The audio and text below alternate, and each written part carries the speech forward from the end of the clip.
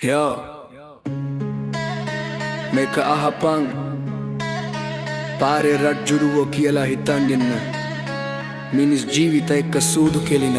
උන් ගැන පරණ යකඩ ගොඩවල් පාරේ දුවන්නේ නඩත්තුවක් නෑ දුමයි විතරයි එන්නේ කුණු ගොඩවල් වගේ ඇතුලේ කැත පෙනෙන්නේ ඒ මඩිවට සුදු යකඩයි වටේ ගහන්නේ මොඩිෆිකේෂන් කියලා හිතන් ඉන්නේ උන්ට ලස්සන යයිඩ් බලනකොට ඒක පට්ටම කැතයි ඔරිජිනල් පෙනුම නැති කරලා කරන්නේ විකාර මිනිසුන්ගේ ආරක්ෂාව තඹේකට නොතකා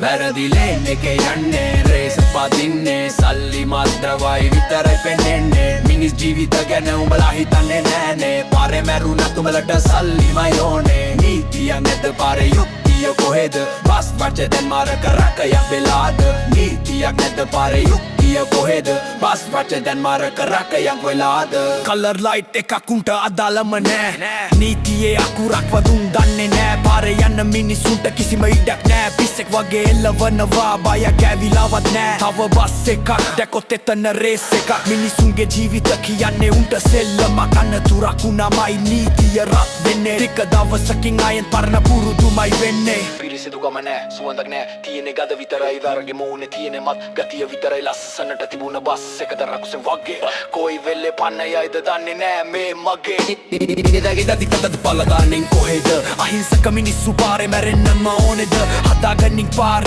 නැත්තම් වෙයි විනාශ හදාගන්නින් පාර නැත්තම් වෙයි විනාශ වැරදි ලේන් එකේ යන්නේ රේස් පදින්නේ සල්ලි මාත්‍රවයි විතරයි පෙනෙන්නේ මිනිස් ජීවිත ගැන උඹලා හිතන්නේ නෑනේ පාරේ මැරුණත් උඹලට සල්ලිමයි ඕනේ නීතියක් නැද්ද පාරේ යුක්තිය කොහෙද බස් රක දැන් මාරක රකයක් වෙලාද නීතියක් නැද්ද පාරේ යුක්තිය කොහෙද බස් රක දැන් මාරක රකයක් වෙලාද නීතියක්